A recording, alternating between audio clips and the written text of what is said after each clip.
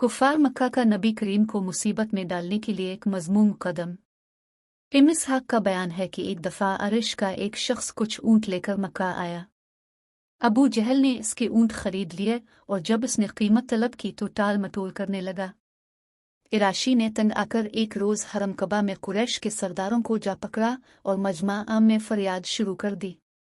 दूसरी तरह हरम के एक गोशे में नबी करीम तशरीफ़ फरमा थे। सरदारान फरैश ने इस शख्स से कहा, हम कुछ नहीं कर सकते, देखो वो साहिब जो इस कोने में बैठे हैं, उनसे जाकर कहो वो तुमको तुम्हारा रुपया दिलवा देंगे। इराशी हुजूर की तरफ चला और कुरैश के सरदारान ने आपस में कहा, आज लुत्फ आएगा।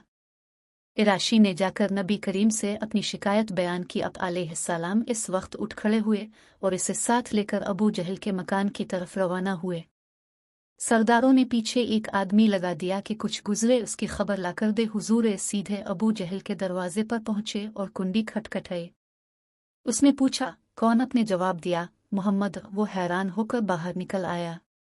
आपने इससे कहा, इस शख्स का हक अदा करे।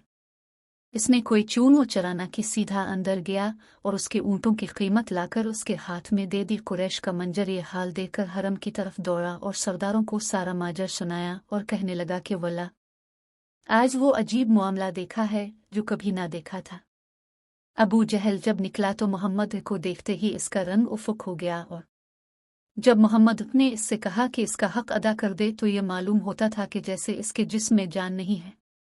अगर वीडियो पसंद आए तो लाइक एंड सब्सक्राइब करते जाएं। शुक्रिया।